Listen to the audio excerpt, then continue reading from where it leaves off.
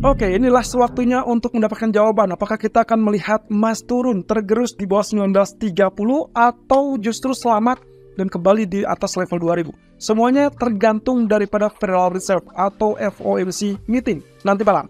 So, begini outlooknya. Ya, kalau berdasarkan candlestick di grafik daily untuk DXY atau US dollar, kita jelas di sini mendapatkan apa yang kita harapkan kemarin, yaitu terkait dengan potensi penurunan, dan itu berarti ada rejection yang sangat kuat dari zona resisten. Nah, apakah ini pertanda yang cukup bagus untuk yang kita mengharapkan adanya pola tertentu? Ya, seharusnya iya. Jadi kalau misalkan lihat, di sini kondisinya adalah dia terpental atau tertahan di bawah 104.40 dan itu adalah skema yang pernah kita bicarakan sebelumnya. Berjauh-jauh hari kita sempat mengatakan bahwa ini kemungkinan akan relatif mirip sisi kiri dan sisi kanan. Sisi kiri yang sudah terjadi adalah tertahan di zona 104.40 dan sisi kanan sejauh ini juga tertahan di bawah 104.40. Cuman masalahnya adalah nanti malam semua tersebut akan menemukan jawabannya dari keputusan Fed. Artinya, kita juga kalau lihat dari secara fundamental kemungkinan bisa saja bertentangan dengan kondisi teknikal. Secara teknis, kita yes, ini kemungkinan potensinya bearish. Tapi secara fundamental, masih juga membuka peluang untuk terjadinya bullish kalau ternyata Fed mengecewakan pasar. Nah, mengingat dinamika tersebut, kita juga akan lihat dari kondisi grafik 4 yang ternyata pergerakannya masih terjadi swing high, swing low. Ya, kita anggap saja ini pergerakan yang cukup relatif lebih terorganisir. Jadi kalau kita menggunakan Fibonacci, maka kemungkinan potensinya adalah dia masih terlalu datar untuk menggunakan Fibonacci. Jadi yang akan kita gunakan untuk kali ini adalah masih dalam tahapan trendline. So, trendline yang paling memungkinkan kalau kita tarik di sini adalah potensi yang kita gambarkan seperti demikian. Kalau kita lihat ini masih tetap terjadi kenaikan, maka di bagian support pun kita lihat juga semakin tinggi. Nah, masalahnya adalah apakah dia akan mampu tembus level resistennya atau justru penembusan di zona support. Jadi ini yang akan kita nantikan sampai nanti malam. Sampai at least ada keputusan dari Federal Reserve. Satu sisi, Anda juga bisa tarik dari trendline seperti ini. Titik bottom yang terjadi, maka gambarannya sebetulnya mirip dengan rising wedge. Yang artinya, kalau saya gambarkan secara eksplisit, maka yang kemungkinan bisa terjadi adalah kenaikan sesaat, kemudian disinilah nantinya akan terjadi penentuannya. Apakah dia akan lanjutkan kenaikan tersebut sampai 105 dan itu berarti strong dollar, atau justru kita dapatkan apa yang kita inginkan, alias market mendapatkan apa yang diinginkannya, yaitu dia terjadi penurunan dan mungkin saja tembus level 103 untuk menjangkau ke level 102. Jadi semua ini masih tetap 50-50 dan semua masih tetap menunggu keputusan dari Federal Reserve. Sementara itu, kalau kita lihat dari US Treasury Yield-nya, juga kemungkinan kecenderungannya relatif sama, teman-teman.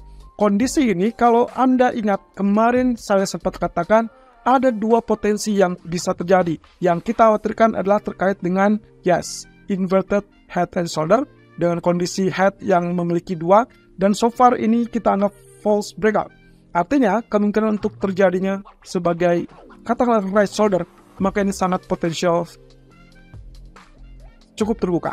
Dan kondisinya adalah di sini bagian left shoulder, ini bagian right shoulder, kemudian ini adalah bagian head, double head, dan ini adalah neckline. Semuanya masih tetap terbuka dan kita masih tetap harus menunggu apa yang akan dikatakan oleh Fed.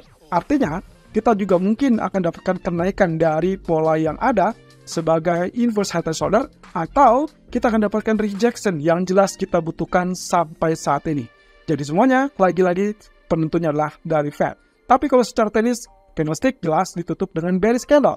Sehingga secara garis besar pula yang kita miliki adalah bagian kiri akan relatif sama dengan bagian kanan. Dan kita juga mendapatkan head and shoulder di bagian daily chart untuk US Treasury Yield. So, apakah kita akan dapatkan inverse head and shoulder untuk US Treasury Yield atau justru head and shoulder yang akan menang untuk malam nanti? Semuanya akan tergantung dari keputusan Fed. Nah, sementara untuk gold, posisinya adalah kemarin berhasil ditutup dengan kondisi candle yang seperti ini.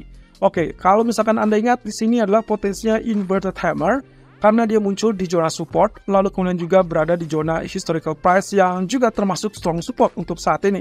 Nah, hanya saja pagi ini atau siang hari ini, sampai saya merekam video ini di jam 13.40 waktu Indonesia bagian Barat, harga cenderung retest ke level 1973. Yang kita khawatirkan adalah level 1960-an, karena itu akan berakibat penurunan yang sangat dalam. Nah, kalau misalkan seperti ini, anggap saja kita kembali lagi ke daily. Kondisinya adalah kenapa kita mengharapkan kenaikan, karena dia ditutup dengan posisi candle yang cenderungnya inverted hammer. Setelah penurunan, biasanya akan terjadi kenaikan kalau misalkan itu dianggap sebagai inverted hammer. Nah, terkait dengan pola candle seperti itu, ini juga menjadi cambuk dan juga pelajaran dari apa yang pernah terjadi di sisi ini, teman-teman. Kalau Anda lihat, posisi candlenya hampir serupa, walaupun real body-nya di sini agak sedikit kurang lebih tebal, sementara di bagian sini real body-nya cenderung tipis. Nah, tapi kalau lihat dari dua candle sebelumnya, yang cenderungnya adalah long black ataupun long bearish, maka seharusnya di sini memiliki kesamaan. Jadi, yang kita harapkan di sini adalah rejection dari zona support sehingga kita masih bisa layak untuk mengharapkan kenaikan. Kurang lebih dasarnya seperti itu demikian. Nah, tapi untuk kenaikan kita butuh kenaikan di atas level tertentu. Dan kalau Anda lihat di grafik H4, kemarin dia tertahan di zona 1996. Padahal kita berharap dia akan kembali tembus sampai level 2000 atau bahkan 2007. Nah, kalau begini, apa yang harus kita lakukan? Kalau kita anggap di sini adalah double bottom, maka neckline itu adalah di zona 1994-1996. Artinya butuh konfirmasi yang lebih jauh untuk tembus di atasnya. Kalau itu terjadi sebelum FOMC, maka hati-hati, Anda segera exit sebelum FOMC, lalu kemudian kalau misalkan ternyata keputusan dari FOMC itu mengecewakan market, hati-hati dan siap-siap untuk switch strategi menjadi sell. Dan saya perkirakan mungkin penurunannya akan seperti demikian, dengan catatan mungkin akan ada spike sampai ke level 2000 terlebih dulu. Itu pun dengan catatan, kalau sampai siang nanti atau sore nanti tidak ada penembusan di bawah level 1960. Nah, tapi kalau yang terjadi adalah kebalikannya, misalkan ternyata stop loss pagi ini kita sudah cantumkan 1970 ternyata ditembus, bahkan sudah sampai ke level 1930-an, maka kemungkinan potensinya kita berharap nantinya market dianggap sudah mengantisipasi semua dan sangat potensial untuk terjadi kenaikan di area tersebut. Dan itu berarti secara short term, begitu SL kita ditembus 1970, Anda boleh switch strategi menjadi sell dengan peluang sampai zona 1930-an. Katakanlah 1935 Anda exit, lalu kemudian fokuslah dengan pengumuman Fed nanti malam, dan diharapkan disinilah zonasi yang kita anggap sebagai strong demand. Kalau itu yang terjadi, maka boleh pertahankan, terutama jika ternyata Fed mengumumkan hal yang diinginkan market, yaitu terkait dengan potensi pemangkasan suku bunga tahun 2024 di bulan Mei 2024. Nah, kalau begitu, yang akan terjadi dengan pound sterling juga seperti demikian. Kalau misalkan kita abaikan dengan data GDP Inggris yang akan rilis di jam 2 siang ini, maka fokuslah dengan MA200 secara teknis selama dia tidak terjadi penembusan di bawah MA200, dan itu adalah zona 1.2493. Selama tidak terjadi penurunan di bawah 1.2493, Anda boleh pertahankan posisi buy dengan opsi kemungkinan Anda harus exit di 1.2600, karena begitu dia tidak tembus, ini akan terjadi penurunan lebih lanjut. Nah, tapi kalau kita asumsikan data GDP Inggrisnya relatif lebih bagus, maka kita akan dapatkan spike terlebih dulu, dan itu berarti sesuai dengan skema yang kita inginkan tadi pagi, dan diarahkan naik ke level 1.2600 lebih dulu. Satu sisi, posisinya adalah masih 50-50 karena kondisi candlestick kemarin ditutup oleh spinning top. Nah, terakhir kalau kita lihat dari Inggris, kemungkinan H4-nya pun kalau kita asumsikan dia bergerak sideways, yes, ini adalah probably sideways. Jadi yang kita harapkan dia sama sekali tidak tembus 1.2500 supaya nantinya kita berharap di sini akan terjadi rejection untuk naik kembali. Tapi hati-hati, begitu dia mulai kenaikan, kalaupun misalkan sebelum Fed, maka hati-hati dengan zonasi 1.2720. Kemungkinan itu adalah menjadi target yang utama ataupun tertinggi untuk pound sterling, karena ingat pound sterling juga masih memiliki fokus utama yaitu BOE meeting besok malam. Nah, terkait dengan penembusan 1.2500, hati-hati juga dengan potensi penurunan sampai 1.2380. Itu adalah dengan catatan jika ternyata dolar bergerak naik sangat kuat begitu FOMC mengumumkan sesuatu hal yang tidak disukai oleh market partisipan.